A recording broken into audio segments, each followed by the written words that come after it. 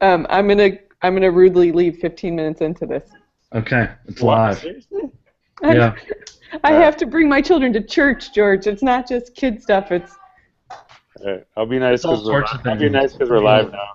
Make it up to Jesus. Okay, remember, everything is being taped right now. Okay, we ready to go? ready. You're taping this as well as doing it digital? Yeah, we figured we might as well. All right, ready to go? Kurt, are you DJing or you want me to DJ it in? You're good? Okay. All right, John, edit here. Go ahead. Hello. Welcome to Techlandia. 2 days in a row.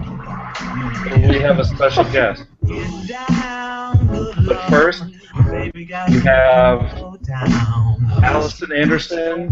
Where are you coming from, Allison? Portland, Oregon. As always. We have Pacific time zone. Kurt Rees. Where are you coming to us from? La Crosse, Wisconsin. On Central Time Zone. Out of the Central Time Zone. And our special guest, the one, the only, the Brad Pitt of EdTech. We have George Couros. George Couros, where are you coming to us from? I'm actually in Calgary. Oh, you're in Calgary. Little known I'm in a fact, that's hotel. on Mountain Time.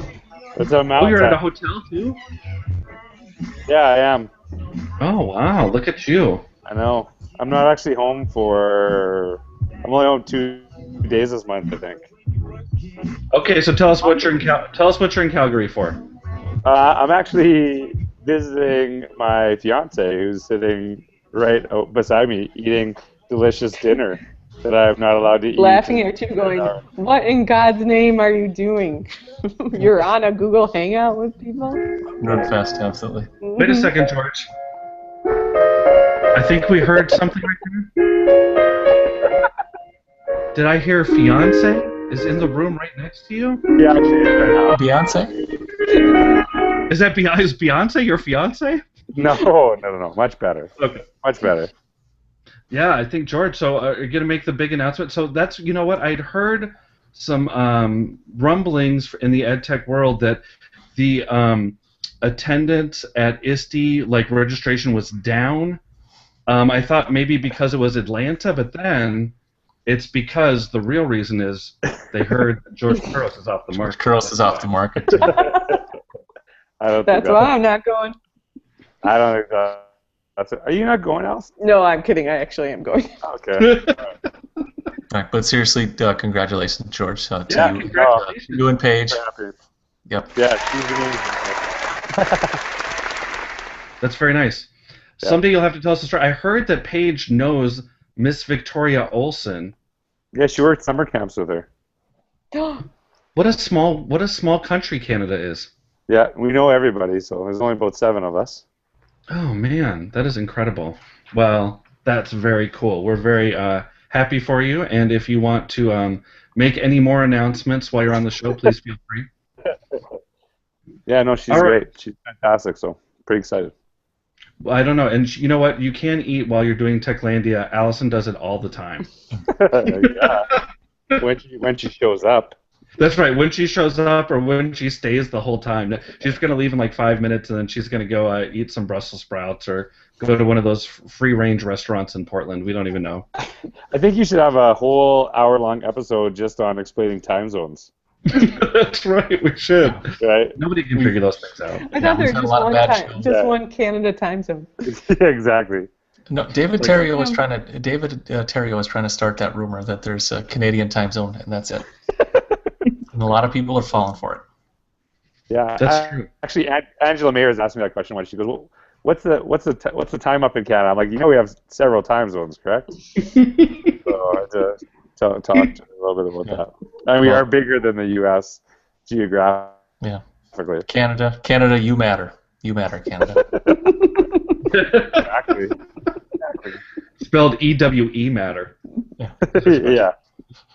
All right. So anyway, George, we're happy that you came on. We don't really. I mean, George is the only person that can just be like, "Hey, I want to come on Techlandia," and we're like, Done. "You do? Really? You like us? Well, of course we'll have you on the show. We love having you on the show." Yeah, I love visiting with you guys. It's great.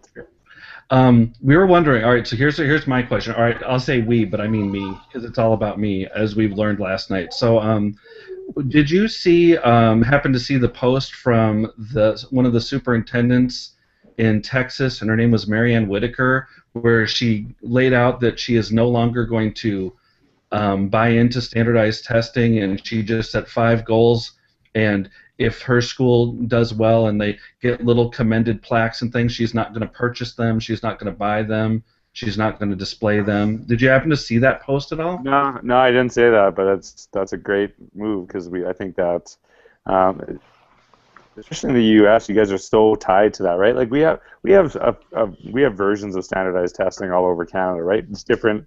It's not like Common Core or anything like that. It's different by each province, but the reality of it, funding is not tied to schools that do like poor on that or do well on that, because there's an understanding that geographical areas and some of the communities have differing needs, have differing populations, and this is a lot more factors on how well a kid does on a test than simply what happens in school, to be honest with you. So it's good that that's happening. Yeah, she was really. We actually had her on Monday, and we just we interviewed. She's if you get a chance, you should listen to that one. It's pretty refreshing to have somebody actually come on there. And the reason I was trying to tweet it out, but the reason you wouldn't have read that is because I wrote a blog post about it, and there's 3 people that read my blog. It's my dad, myself, and then myself again. So just to make sure. So everyone's got to proofread. That's right. I check it over. I should check it over before I publish. I really should. Okay, so anyway, what's funny is I was looking at your topics, and the first topic was actually a topic of conversation in the Samuelson household today, and so I'm interested in where you're going to go with Spider-Man as your first topic, because we were talking about this pretty seriously today, and when we were watching the NBA playoffs. Have you seen it? I have not. No, I have not seen it. Our topic kind of went like, I'm just always stunned at the amount of superhero movies there are, and I don't know, for some reason I'm a geek, but it just doesn't interest me at all. And I'm like, didn't we just have Spider-Man with Tobey Maguire? Now there's a new Spider-Man? I don't understand. So we were kind of going through that, but of course we have 4 kids, so we don't see movies at all. Well, first of all, the Raptors game, that was like That was tough.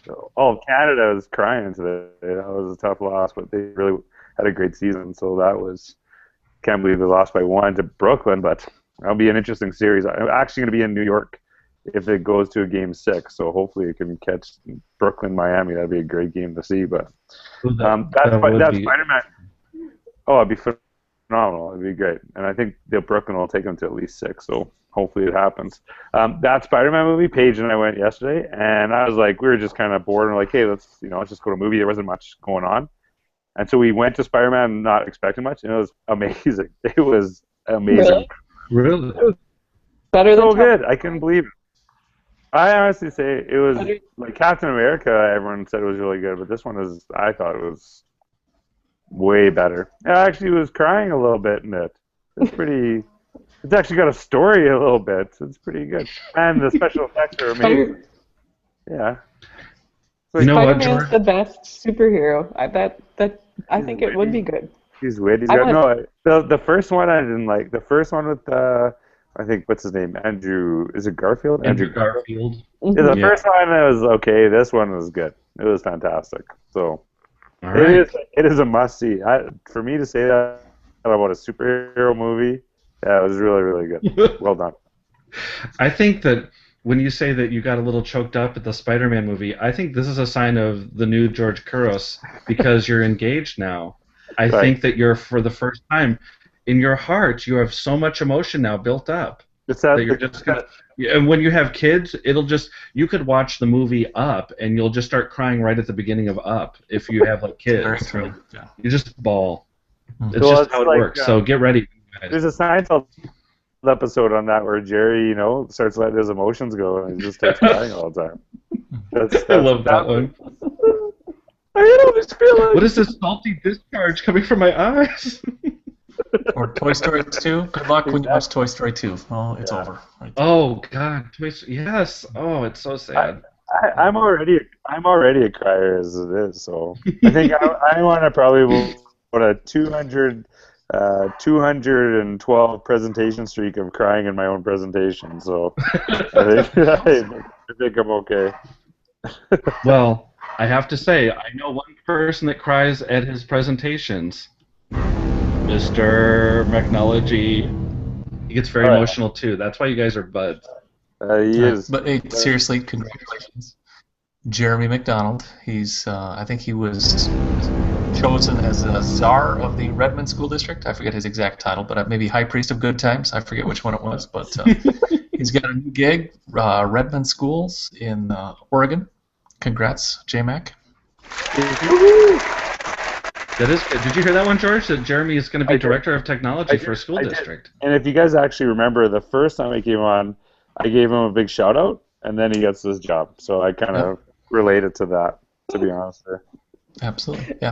So you're welcome, Jeremy. George, I'm unemployed right now, so if you could just put me up with wave your magic wand, Target or something, I'd really appreciate it.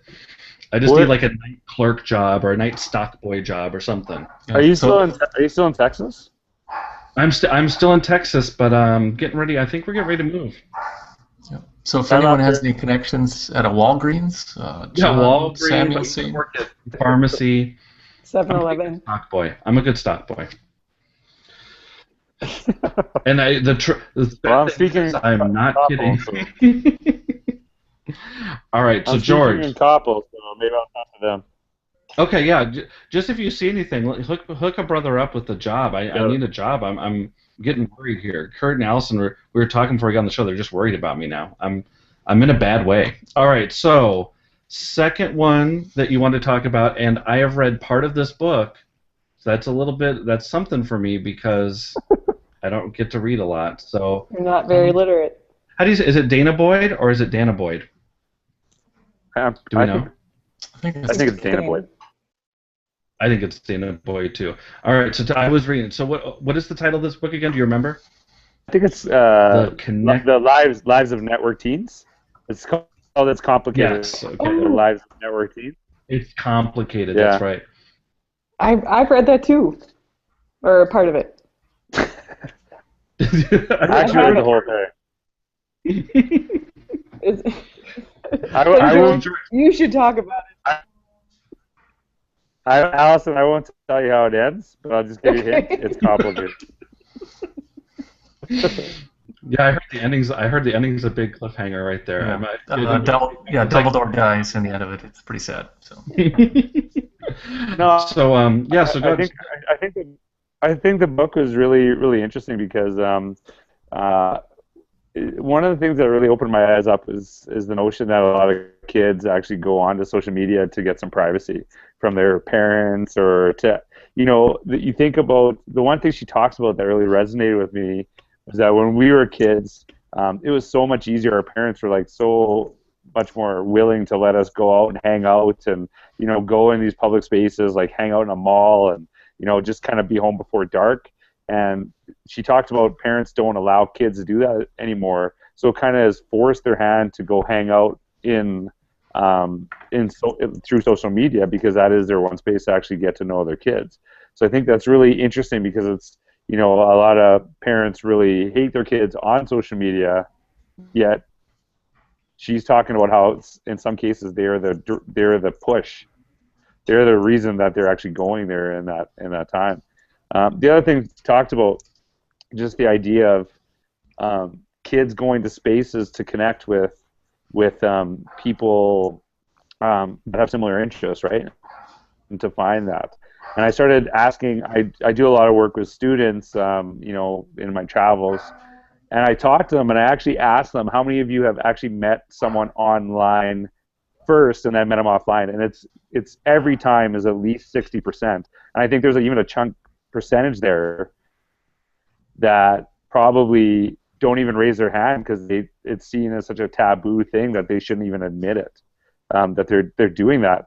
And I think that it really started to get me think about, and I think I wrote about that notion that we have to go away from the idea of not talking to strangers, as opposed to how do we know who you're connecting with is safe. How do you do this? And that should be a conversation we start having. Because if you say, like, well, you cannot meet these people as a parent, and kids really want to, they're going to figure out a way to do it anyway. So how do you actually, open up that conversation? I think it's a really great read for educators, but I would also suggest it for parents too. Because the other one too, there's a kid I was working with, and in her book, she talked about how basically when parents jump into conversation on social media of their kids, it often ends the conversation. And a kid in one of the workshops I was doing talked about how he posted a picture of himself, and people were like making jokes and saying something, and then his mom came on and said, "Oh, my boy is so handsome," and he just deleted everything. Like he didn't want that, right? And I would have been the exact same way when I was 14 years old if my mom would have said that in front of my friends. Yeah. Even if it's a compliment, it's still embarrassing kind of thing. So it's just a really interesting book. Yeah. I think and Allison, I mean, you have teenage kids, so I'm sure you certainly see their lives, and you probably don't want to comment a lot because you don't want to embarrass them. But just understanding that whole social side of social media is incredibly important as a parent. But also knowing that you have to be able to trust your kids to let them have their privacy, because their whole world is about connecting with their friends, and we want to say, like, this is the time where you got to get great grades and you're setting yourself up for college, but their mind is not working that way. All they want to do is meet their friends, meet new people, connect, see each other, and so I don't know, it's hard. But I don't think that hasn't changed. It's just the medium has changed, but the goal is still there. Well, we have this. Sorry, go ahead, Kurt.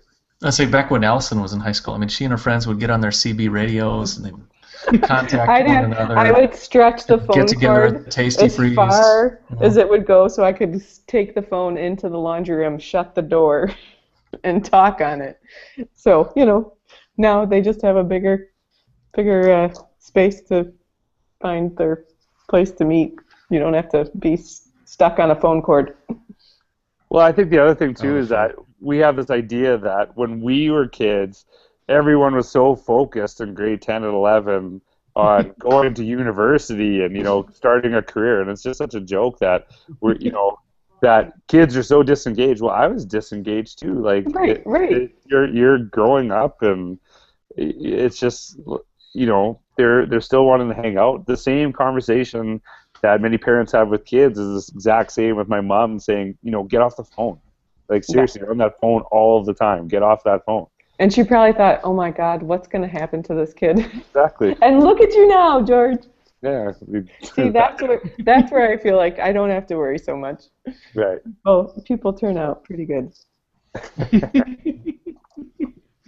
It is true, though, about the mall. I did read that. I read far enough on my plane trip to get to the part where she's like, she was right. Like, there are no malls to go to anymore. I mean, even when you think about, like, how far I used to walk to, you sound old. Like, I used to walk 2 miles in the sun, but we used to walk like 1.5 miles to school, and now it's just like the car lines at school are crazy, at least in Texas. There were literally, I could count on one hand how many kids from school last year on bus duty would walk home. There were 3 kids that would walk, and they would walk through something, and through like the little, woods to go back home at my old school, and everybody else got picked up or they rode the bus. My kids walk. Funny. Do your kids walk, Kurt? No, we live a couple miles outside of town, so they can't. Yeah, I think I'm lucky. That's why Portland is such a great place. It's very compact, and all my kids walk home. And they probably have walk lanes in Portland, right? They have like a bike lane, a walk lane. They have all that. Yeah. All those like really, earth-friendly type lanes that you can have. And speaking of that, I'm going to go jump on my bike and ride my teenage children to church. You're so wholesome. That's the only reason I would leave George Couros in a Techlandia. For Jesus, yep. Just for Jesus. Good call. It is Sunday. Okay, George, are you coming to Portland soon? No, I would love to come there. How about Portland winning that game? And did you even watch that? Did you watch that? I was at the Tim Lauer's house, and I woke up Annabella because I screamed so loud. What a game! That was amazing. That was insane. I couldn't believe it. Yeah, I'm a big Lillard fan. That commercial he has with Chris Webber and Karl Malone is hilarious. That is such a good commercial. That's a good one.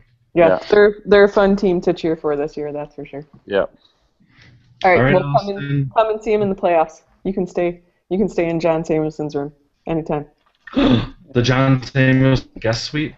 Yep. George doesn't need that John Samuelson guest suite. He stays at like the Holiday Inn Express. That's why he's so smart. Okay. Bye, guys. Bye, Allison. As she drops out. What do you guys think of Allison?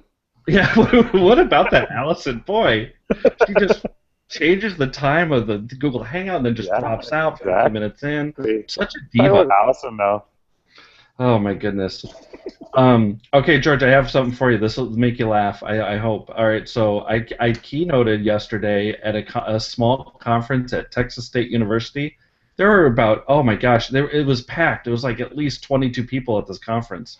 And so anyway, what I did was I actually quoted your last blog post, or one of your last blog posts, where we were talking about, like, since I'm not teaching right now, I don't really feel like I should be getting up there and like speaking to teachers about how to teach. Since, I mean, I know I taught for 18, but I don't know, it seems kind of hypocritical to me. So I just talk about how things are changing, and just the attitudes, and you need to get out of the way of students, and and let it go. And the funny thing was, so I quoted your one about you need to make connections with students, because that's something you always talk about on Techlandia. It's like the connections with the students, and you just wrote like my advice for new administrators: connect with students.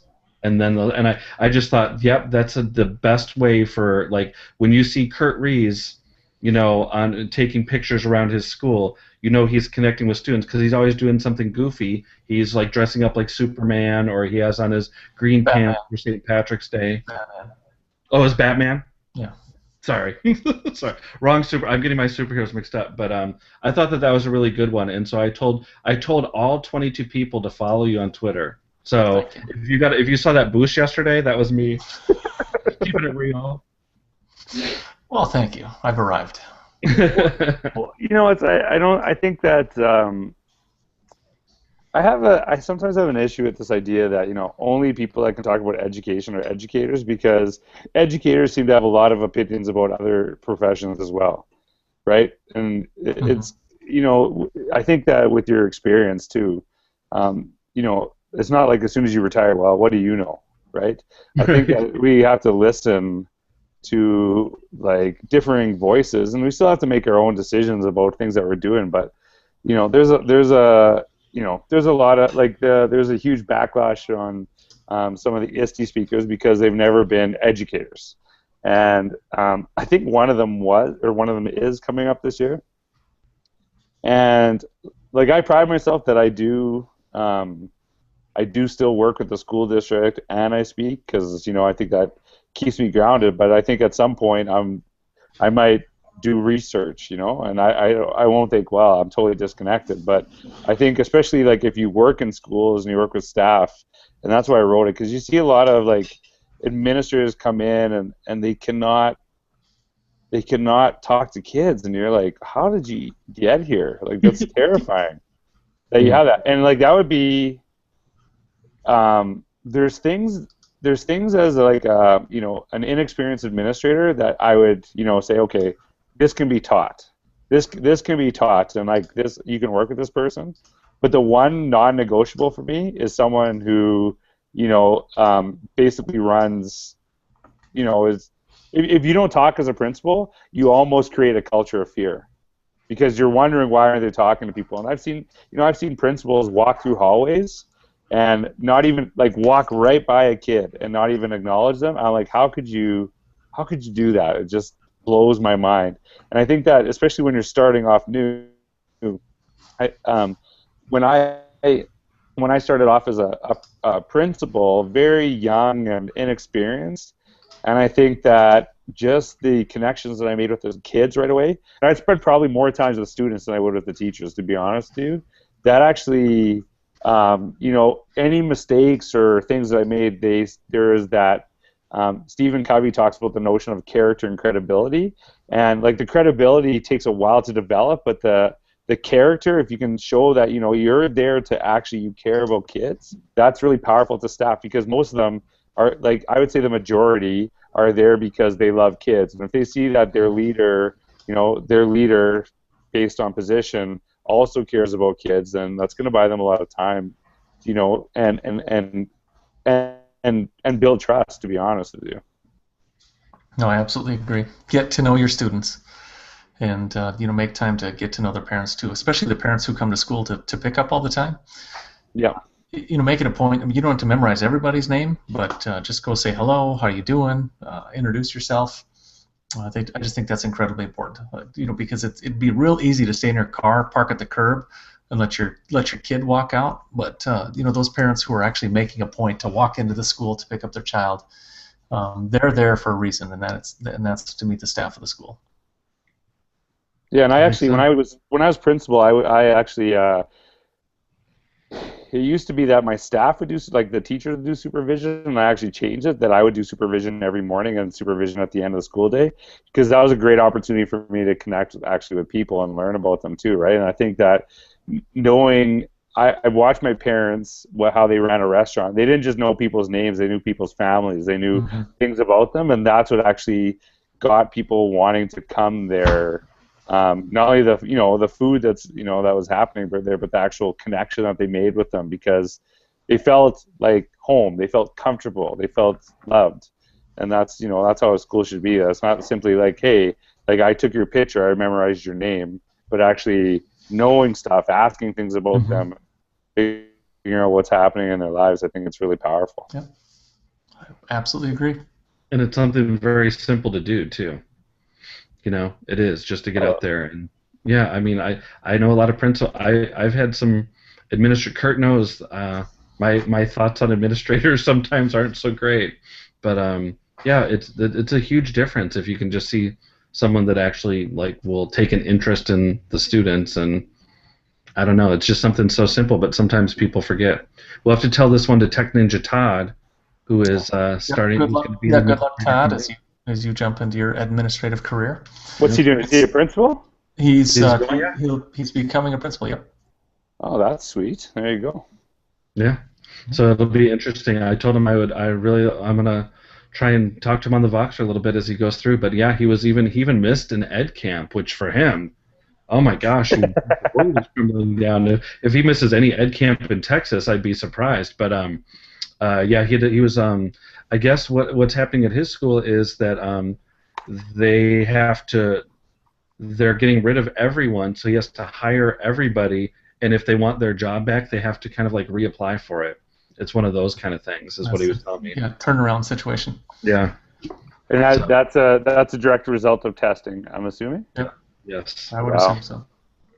Yeah. You gotta love Arnie Duncan. Yeah. Hey, George. Now, I've read the book. I've read the book Influencer, and you had mentioned you want to talk about that, but I don't remember the concept 200% accountability. So, remind us what that is. Well, the one thing that I loved about that book, which talked about the guy who did the micro landing project. It's huge. I don't know if it's Kiva. I don't know if it's that one.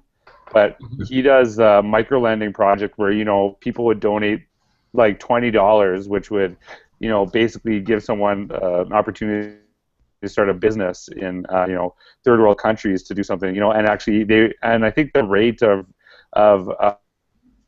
people paying off loans is extremely high. And so he talked about the notion of when they actually sign this up, and this isn't something that I actually heard of before, but the notion of that when people actually took the loan, they were actually accountable to a group of people. So it wasn't just simply them, doing their job and paying off. They would actually have to talk about things that they were going to do. And so that notion of 200% accountability is like, I'm accountable for myself, but I'm also making other people accountable to me as well. And I think that's something that, I've seen this a lot of times, to be totally blunt, where a lot of teachers let other teachers slide. They let they let things that they see in the classroom and they don't say anything. And ultimately, I kind of see, like, when you teach in a class, when you teach in a school, every kid in that school is your kid. I don't care what grade you teach, because when you go out on recess, supervision, or whatever, everything that happens. So if I decide not to share what I'm doing with another teacher, that actually impacts their kids in a negative way. And so I like that notion of, like, hey, we got to be accountable to each other, because all of these kids in our school are actually our kids, not just, well, that's your grade 3 class, this is my grade 2 class. And so just thinking about, it really kind of sparked ideas for me on ways that we could actually do that with our staff, because you have a lot of people, and he talked about how change happens insanely quickly when you actually build cultures that way, where other people hold themselves and others accountable to their actions. And I think that's something we got to look at doing more in education, that it's not simply, and the notion, like, people hate when it's the idea that an administrator is holding a teacher accountable, right? Because there's that level, but actually teachers holding other teachers accountable, I think, would actually make a huge impact, where they're saying, well, no, you should actually try these things, because it does impact kids. And, working with other teachers now, some unions might think that's harsh or whatever, but I'm telling you, if we want to do better for our kids, we got to hold each other, no matter the position, accountable. Yeah, I don't think that's not harsh at all. I think that's just professionalism, and that's having high expectations for the person who works right next door to you. And this was just a Voxer conversation that we've had recently with William Chamberlain, John Spencer. Who else was in there? John, Rodney Turner. Yeah, and that's how, just saying that have polite pushback to make sure that you see fantastic, or not even fantastic, how about just adequate practices going on in your school. It's incredibly important, and we need to do it more often. Yeah. I thought that was actually a really great leadership book. I thought it had some really great ideas, but that one really resonated with me. Mm-hmm. Yep, and that's the book Influencer, and it's written by, there's several different authors, Joseph Grenny, but then Carrie Patterson, and there's a handful of other folks who written on it, and it's called Influencer, The New Science of Leading Change. Yeah. Okay. I got it down. I'll put that one. You've read that one, Kurt? Yes, it's a very good book. Yep. Like it a lot. All right, how about some questions for George here? George, your buddies Jimmy Casas and Jeff Zool, I was chatting with them earlier today, and I said, all right, give me some good questions for George. All right, here we go. Okay, so here's a question. Who introduced you to your favorite Chicago-style restaurant, Portillo's? that was Jimmy Casas. Jimmy Casas, yeah. Yeah, he actually took me there. He came in when I was speaking at the ICE conference. Mm-hmm. He came in from his school and took me out to this Portillo's place, and then I was just in Chicago for another event recently, and I think it was the exact same one. It just happened to be, and that place is phenomenal. It's so good. It is so good. Here's another food question. This one's from Jeff Zoll. What is your favorite steakhouse in Chicago? He wants me to ask you. These are all like really based around these guys. I can't remember the place that he took us. Okay, but then his follow-up question is, who's your favorite waiter? And I have no idea what the answer or what he's even talking about. He actually asked for a specific waiter, and I can't remember the name of the restaurant, but they make so much money in tips that he said he was the least senior server on staff, and he had been there for 7 years. Wow. Oh, wow. That's a great place to work. Yeah, so like I can't remember. They actually pull out, like, they bring the steaks to you, so you can pick which one you want right away, and yeah. They parade the cow by you and go, I like that one. Best seat. Yeah. Okay, and this next question, I think is this one's from Jimmy Casas. He says, what's your favorite rap karaoke song? And then he also says he's assuming that at your wedding reception there'll be some karaoke going on, and he wants to know what you're going to sing at your reception. Oh, that's a great one. That's a great question. Paige and I were talking about that. Because we both of us don't want like a really lame wedding. So we want people to actually enjoy themselves at it, but maybe we were thinking that, the traditional tinking of glasses, we're going to get rid of that for the kisses, and people are going to have to sing a karaoke song. Oh, I like that. Good idea. Yeah. And so, I don't know. It's probably Just a Friend by Biz Markie would be my favorite one. Oh, that's a good tune. All right. It is a great one. Well, because it's so good because it actually encourages off-tune singing, which is what I'm a master of. All right, and your Twitter users to share. I think you've mentioned your lovely fiance a couple different times, but where would we find her on Twitter? Her name is @Paige Brimacombe, and so she's gone into Twitter the last little while, and she actually got a job in my school. Wait, hold on. We need some music while you're talking about it. Okay. Is that Everything I Do? Is that Bryan Adams? It is. That's good. Sounds like It's the piano version of Everything I Do. Yeah. It's funny that Paige is sitting here. She'll probably give me heck, but that was like actually my song with my first girlfriend when I was like, and everyone used to make fun of me. Everything I Do. I was 15 years old. It's a long time ago, so I knew that right away. It's Bryan Adams. I thought Alec actually gave you that to play there. So the really awesome thing, Paige is actually teaching in my school division next year. She just got a job. She's teaching grade 2, and it's just gonna be kind of neat to have someone in the house because she really does some really innovative things too. But we talk a lot about things that can happen in the classroom. So definitely, I'm only working .2 with my school division next year because of the amount I'm speaking, and I'm writing a little bit more. So I'm gonna have a lot more time. I'm gonna have a lot more time to be at home actually, and just kind of being able to work together on some stuff. So I'm really excited about that, because some of the ideas be kind of like she does great things on her own, but it'd be kind of like a little behind-the-scenes partner saying, hey, why don't you try this, or here's the thing that you can do, and it's going to be neat to have that opportunity next year. George, you know what? You've just created your own 20% time genius hour job. Right. Cool. Yeah, I'm only working 20%. There you go. Wow, holy cow, good for you.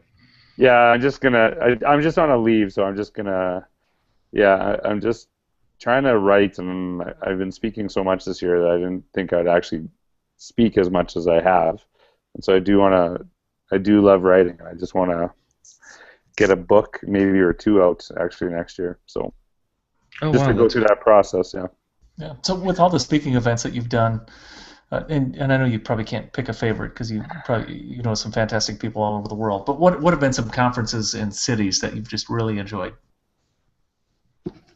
That's tough. I was just in San Diego this last week, and I was probably, if I could live anywhere in the world, I think I'd live in San Diego, and that was a really cool opportunity. But I spoke at the university there, but I spoke at ICE and in Chicago, and that was phenomenal.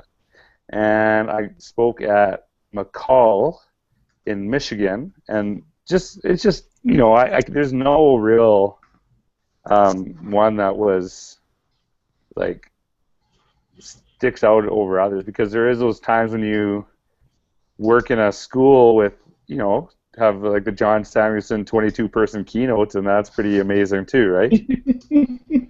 Yeah, boy, I'm telling you, they were all just, they were so happy. I'll tell you, man, those are also anytime if I can sit with 2 people and make a difference, then I think it's fantastic. But this week I'm speaking in Toronto at a math educator conference, and it's a very big one. And Sugatra Mitra is speaking at it too, so he's the keynote.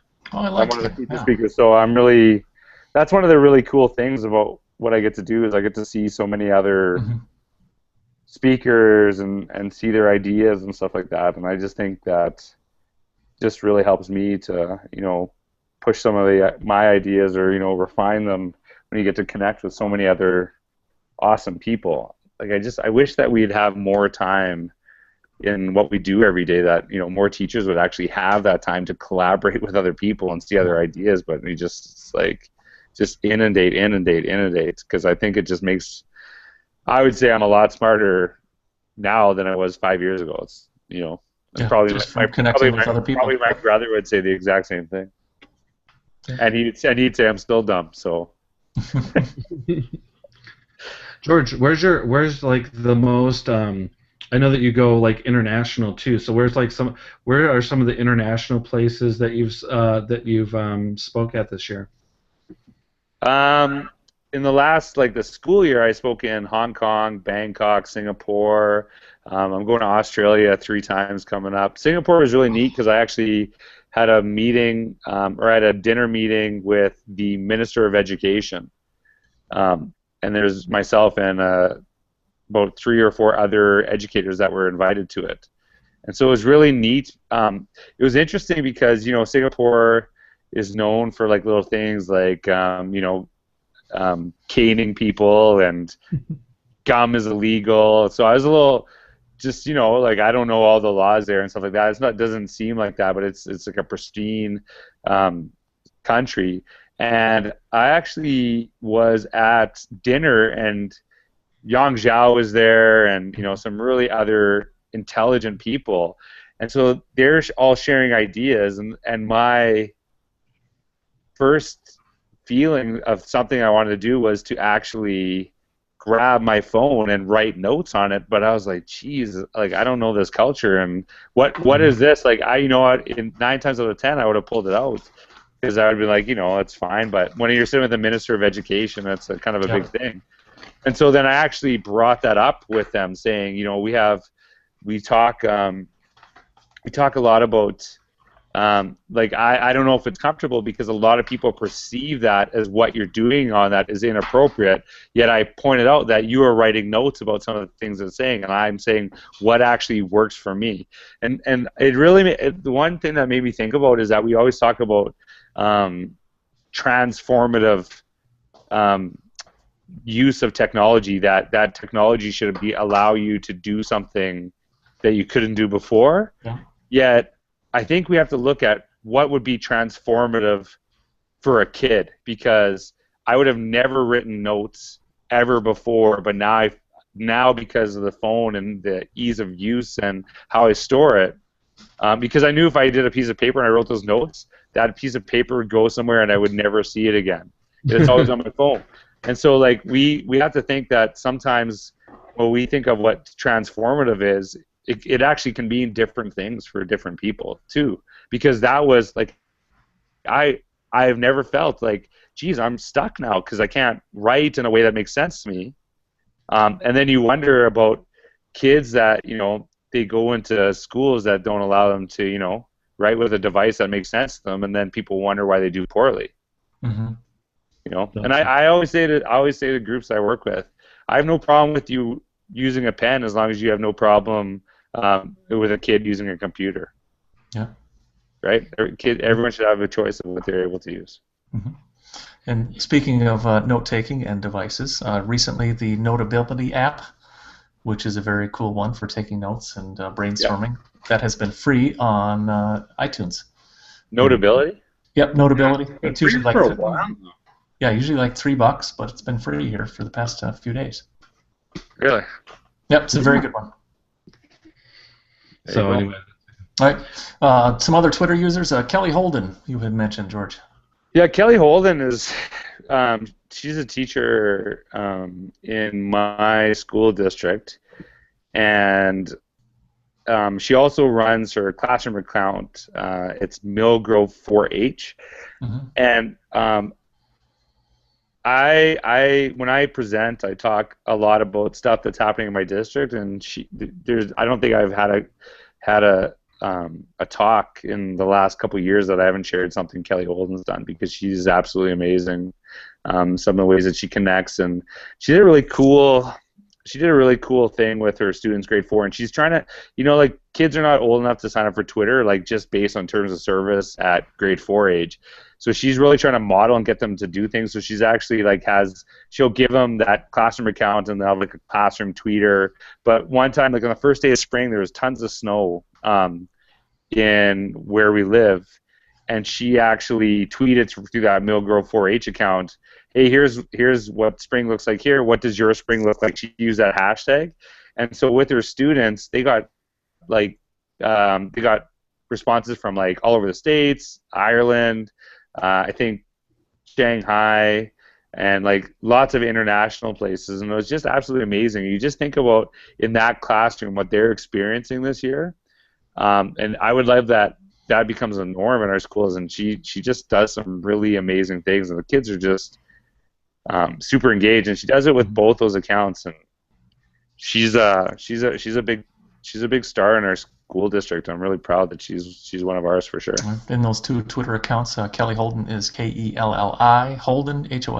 And then her classroom account is Millgrove, Mill Grove 4H. Yep. There we go. All right, your third person, George.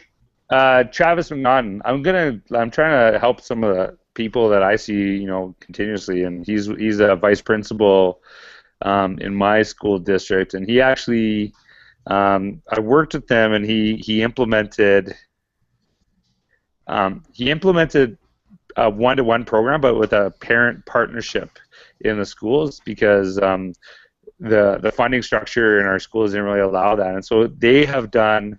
It was kind of interesting because I think they went grade 4 and 9 for the first year, and they planned to roll it out between grade 4s and 9 over 3 years. But the response from the parent community was so fantastic that they actually, within the second year, every grade 4 and 9 student.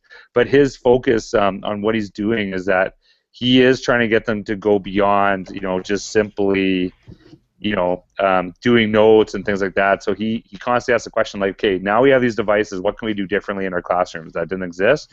And it's just. Okay. Well, and I play this because Travis McNaughton, you can find him on Twitter at TravDMC. I never even thought of that. Oh, that's the first thing I thought, geez, what a cool guy. Trav DMC, what an awesome Twitter handle. That's awesome. There you go. Yeah, he's a brilliant guy. I think he'll be a principal probably within a year or two.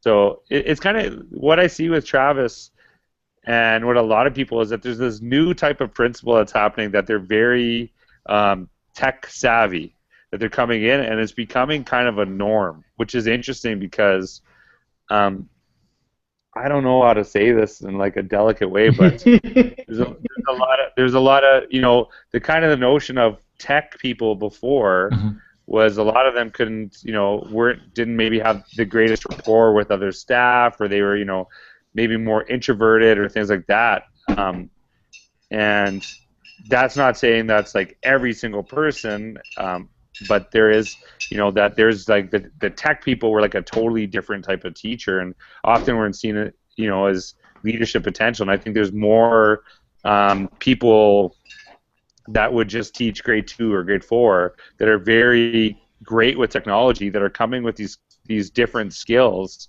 to principalships, but their use of social media is not only fostering this new use of technology, but seeing like cultural changes, that they're looking at more collaboration. They're looking at really flat organizations where they respect different people. So it's kind of interesting to see like there is going to, and I wonder about leadership programs in universities and how they actually train people to do these, to actually be that type of administrator now, because the only one I know of that actually matches technology and leadership is Castle right now, and the notion of like an administrator, not IT. Are you in that, Kurt? Yep, I'm in the PhD cohort at the University of Kentucky Castle program. Really? Because I was thinking of jumping in there next year, so that's pretty awesome. Yep. We need you in there, George. Yeah, it's a fantastic program, and that's a conversation we've recently had. Is at how soon until we just expect that our teacher candidates and our administrator candidates, understand what the NETS standards are, and not only understand them, but they also embody them as well. It's not just like a side benefit, but it's just an expectation that they know what those are and live those. Well, it's like so much easier to be an open and transparent leader with social media. It's so much easier than what it used to be, but and people probably want it to be that, and so are they grabbing these opportunities? Because there's a lot, I think I always gave a really deep view, and I still do, into like what I actually believe in, and a lot of it's been surprising the last couple of years how many of my own teachers in my own district actually have acknowledged that they read my blog, and I'm always kind of blown away by that, because it's more surprising that people I know read my blog than someone in Australia, which is, it shouldn't be that way. We should kind of look at each other, and that the people we work with, and take advantage of of that. And that's why I try to read every single teacher in my district that I know of has a blog. I follow it because I want to know what's going on, and I want to see what they're doing, and if I can in any way help. Like I do have a large social network, and if I can help them in any way through that, because I know I'm not the person always with the answer, but I'm sure I can help them find that, right? Yeah, and I think that's a good sign of an appropriately connected administrator. They may not know all the answers, but they absolutely know where to look to find that answer. Yeah, absolutely. George, if you get on that with Kurt, if you join that cohort, you can join him on the basketball team. Kurt's running for the UK Wildcats right now. Yep. I mean, I'm the starting forward for their digital basketball team. That's right. The digital basketball team it's pretty stacked and loaded right now, and I mean, they could always be a Laker fan. So I would love that. I would love that. Real quick, George, before we go, all right, let's do a quick Laker talk. So, D'Antoni steps down. Who is the new coach? Is it George Couros? Is that why he's only working 20% in the school district? He's got his eyes on the Laker job. Do you have an in with the Bus family? Oh, no. Geez, that... yeah, I'm surprised. That would have been Phil Jackson's job if he wasn't working for the Knicks, probably. I know. I think Phil got stuck with that. I don't know how Phil. I love Phil Jackson, but I don't know how he got stuck with the New York job. I think it's going to be Kevin Ollie from the UConn. I really do. Think so? Yeah, I think he wants it. Calipari definitely says he doesn't want it. So you're safe. Okay, you want the dark horse right now? Who I think is going to come out of nowhere and become the coach? Okay. Mark Jackson. Really? I could see that. I think he only has 1 year left on his contract, and there's some tension in there, and I think that if the Lakers could get him, they'll get him, because I think he's a phenomenal coach. Golden State Warriors would be crazy to give him up. Well, all I know is the Lakers said that they wanted permission to talk to Thibodeau from the Bulls, and that will happen over my dead body, because I love Coach Tibbs and I love the Bulls. So no, we're not letting go of a good coach. I'm sorry. So I heard he's good friends with Kobe Bryant, though. That's why I heard they want him. He's good friends with Kobe. Kobe loves Tibbs. So we'll see. Thibodeau can win Coach of the Year every year he's coached. It's pretty amazing. The stuff that he's done. Their team had no business in the playoffs this year. They kind of got wiped out by Washington, appropriately enough. But I mean, I couldn't believe they made it as far. I was like, God, they're almost going to get the 3 seed from Toronto. Get out of here. So anyway, well, enough basketball talk. But George, it's good to have you on again. Where are you going to be upcoming in the next few weeks? What are your next big conferences? I'm in Toronto this week. So I was a little, and you got my favorite, Drake, with the lint. He likes his pants clean. I love it. Kurt, you know what I had queued up right here on my speaker too? What you have? A little Drake?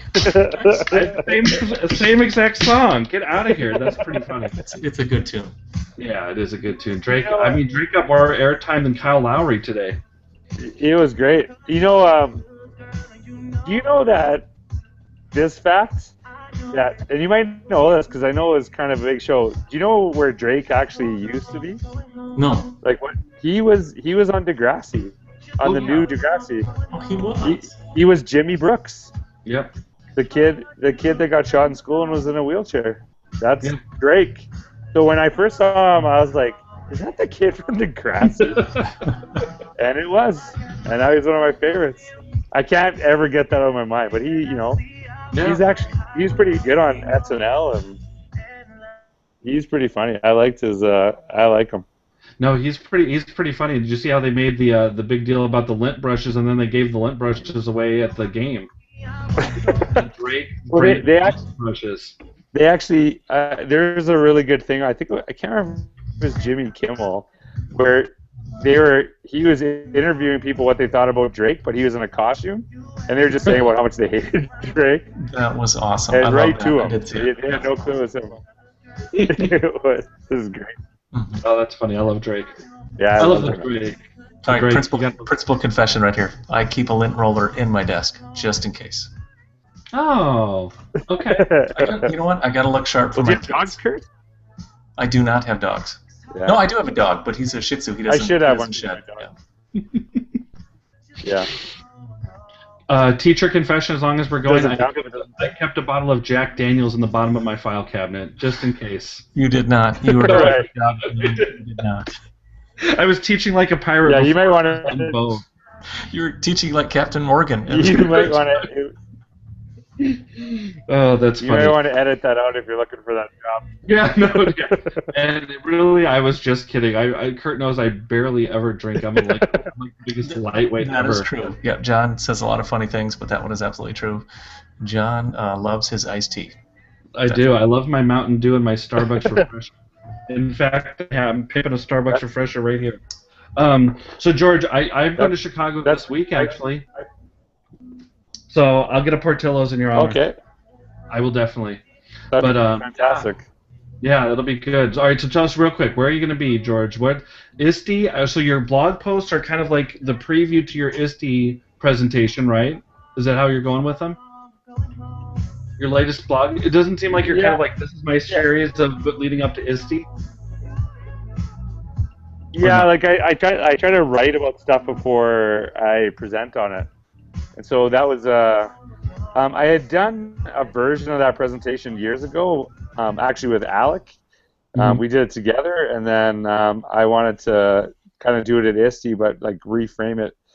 So that idea of some of the things that people say why technology is bad, I wanted to take some of those arguments and actually kind of provide the counter and get people thinking differently. So that's kind of the idea. So I really wanted to kind of go deep into that, and I feel that when I actually write about stuff, I get know it a lot better. So that was the reason I did that little series, and actually a lot of people commented and shared it. So it was pretty cool, and I'm sharing on Connected Principles as well too. So, but yeah, I have quite a bit. Like I'm in Australia before ISTE too. So. Oh, wow. That's awesome. That's where I really want to go. Yeah, it's great. It's a great have to place. say- We're super friendly. If you have one person in Australia, all right, so I'll give you my favorite Australian person, and there are a few that I've met along the way at some conferences. Jenny Ashby, and she is at JJ Ash. And Kurt, I saw retweet a link, and I'm going to do it a little bit. She has a survey that's going out. She is a great teacher from Australia, and I just want to say hopefully you'll get a chance sometime to run across Jenny Ashby, because she is just a funny, great teacher from Australia. She's been using mobile technology for years down. They use a lot of mobile technology down in Australia, New Zealand. So I think they're really progressive down there with their education. Yep, Jenny's fantastic. Thanks for mentioning her. So anyway, that's my pick to click for you. If you go down there, George, see Jenny Ashby. I just looked at. She was actually. I actually just looked her up, and she's having a conversation with my brother about Voxer and how he's using it with his kids. Yeah, she's not afraid. I'm telling you, she's one of those people who just jump in. So it's good. It's good to know. Well, good. I'm sorry that I won't be going to ISTE this year. I mean, I'm gonna have to find a job first. But anybody that wants to employ iPad Sammy, I'm here and I'm available. I'll just put that out there for you right now. And Why don't you go work for the BAM radio network? she could work. Yeah, they must pay a ton for the BAM radio network, don't they? I don't know. Probably pay as much as our radio network on Podomatic, where we have to pay them a little bit of money for our hosting. Well, George, thanks for coming. Thanks for coming on, and you can call your shots. Kurt and I are. Kurt is taking off the summer, so we're going up until about June 7th, and then we're going to take a little siesta for about a month and a half and let Kurt do his cohort and let him go to Ireland. So. Well, I want to do the. I would like to do the opening. The opening of the new season, because that would be like the Justin Timberlake spot to SNL. Okay, you got it. That's what we'll do. You'll have to tell. We'll come in swinging hard for the new year of school. We'll come in with the heavy hitters. Well, George, thanks again for being on here, and I am going to immediately, after I make the list, follow Paige. So tell Paige I'm going to tweet at her, and... Well, you can tell her right yourself. She's right here if you want to talk. Okay. Paige, you just... Yeah, let's get here. She's actually writing her blog post right now, so I interrupted her blog post. Oh, okay. That's okay. We tell her, ask her what her blog post is about. We want to know. Hey, Paige, how are you doing? I'm good, thanks. How are you? Congratulations. Oh, thank you. We've never seen George so happy on a Techlandia. Usually he's such a downer, and he's very melodramatic. But now we hear he cries at Spider-Man, and so now he's very sensitive, and we like this new George. I cry at everything. I think I might be rubbing off on him in a way. I said that I have kids too, so I cry at everything as well. I don't know. It was just funny. I'm sad now. Any Pixar movie, I'm crying at it. So anyway, but congratulations. And you know what? We heard a rumor that you used to work with Miss Victoria Olsen. Can you tell us any secret about Miss Victoria Olsen that would embarrass her? Oh no, I wouldn't embarrass her because she is the nicest person in the whole world. She's the nicest person in Canada. In Canada. When I right? worked, Don't think I remember that. When I worked with her, she was so many that we worked with. She was fantastic. So I can't say anything bad. All I can say is good stuff. Okay, that's good. Well, and then the one thing that we said is, George, I do want you to know that when Victoria posted that she was the nicest person in Canada, that was her grabbing my phone and putting that on my Facebook page. That was a free-range Facebook post. I would never disrespect you like that. All right. Well, anyway, Paige, nice to meet you. Congratulations. And I'm gonna follow you on Twitter. So if you ever, I'm kind of know a little bit about technology, but not really. So, but if I have a question, I'll ask you. So you don't have to be scared. Well, you can ask me if George is sitting beside me, then I can get him to answer it. Whatever. That's right. We want some. Maybe we're gonna make a new hashtag, and it'll just be like "dish on George" or something, and you could say, "Oh, George is so funny. He's got like a piece of corn stuck in his teeth or something. He's so cute," and that could be the tweet. That could be our new hashtag. I do need to get him back. Okay. Because I fell asleep, and he decided to videotape it, and then. Did you see this, John? And then jump on me and scare the crap out of me, and so I screamed. But that's all well and good. But then he shared it to every social media outlet that he has. So it went on Twitter, it went on Facebook, it went on Instagram, and so I have to get him back somehow. So maybe you and I can. You know what? I have to say, Paige, when I saw that on Facebook, I thought that I said, "Oh, Paige is a light sleeper," but then he just came in and scared you to death, and I thought, "Gosh, that's really mean." I hope that the wedding's still on. I was like, "What is he doing?" Maybe that's our new hashtag. It'll be Prank George, and then we little Vine videos of George getting scared or like crying at Spider-Man real quick. We could just put those on there. That's a great idea. Well, we'll just tweet where he is, and then just random people in that city can come like attack him and scare him or something. That's a great idea. Oh yeah, I thought that was funny. I did see that video, and I thought, gosh, that was scared. You just scared the. I don't even understand out of her. It's not funny. Just it's video on video. She thought it was funny, and I said, do you care for this? She's like, oh, go ahead, it's hilarious. And then she watched it about 10 million times and just laughed over and over again. Because I got like just blasted by so many people like, you need to end the engagement. I'm like, what? I just like woke her up. Come on, guys. She knows it's funny. I was just like, haha. I posted this. Like she knew what was going on. Well, yeah, no, but it's funny, but it's also a bit scary because my natural reaction when someone scares me when I'm sleeping is to just scream. Like so. I should have punched him, I think. Yeah, that's why I took a little. It would have been funny if you just would have seen a hand coming towards the camera and knocking it onto the floor, you know. We'll practice that. All right, that's funny. Yeah, you could do little prank ones now. Now you guys could do like your little fake pranks on each other, and you could be like, "Oh, George, why are you so mean?" But it's really all like a setup. That'd be kind of fun. Yeah. We actually already have. We're gonna have a hashtag for our wedding. Okay, that sounds awesome. Then we could storify it. Yeah, we can. No, it's just George. Hashtag Paige and George. That's it.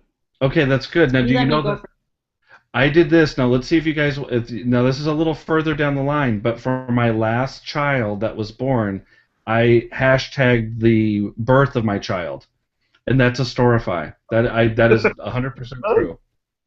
Really? So we did it, baby Sammy. So that's what we did. But you know the coolest thing is I looked at it the other day and it totally reminded me of like what it had been like what my feelings were through the day, and it was actually a really great journal of what happened. Had like, you know, I was eating at Subway. Because I didn't have to do any hard work, you know. It's not really the birth of just kind of me. I was at a conference and what they did instead of using a hashtag, they used hashtag on Twitter. They used a hashtag for Instagram, and they have a thing called Eventagram. Have you seen that before? No. Yeah. So basically, we're gonna, instead of like having pictures of Paige and myself up at the wedding of when we were kids or anything like that, or awkward. We're just gonna have actually that Eventagram running. So it'll be the perspective of people actually at the wedding sharing their Instagram photos, and it'll just be on the screen the whole time. Oh, that's awesome. That's really cool. Yeah. Okay, I'm going to look that one up. We'll put that in the listly, too, for when we link all your stuff, when we link all the books you're talking about. Nice to meet you, Paige. Thanks, nice to meet you. All right. Kurt, sorry that you had to dump out. We were just talking about weddings and stuff like that and storifys and scaring the life out of people, so good luck. That's all it is. All right, George. Well, I have to say it's been great having you on as usual. And it's over with you guys. Yeah, thank you, George. Our paths will cross again sometime. You know what we need to get you to? We need to get you to IPDX or Integrate Ed San Francisco. That's where that's the one that we need to get you to. Those are fun. Integrate the San Francisco one?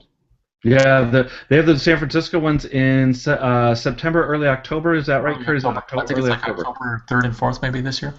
It was good. Magnology and I caught a Stanford game. It was good. With Carl Lingenstreicher. It was fun.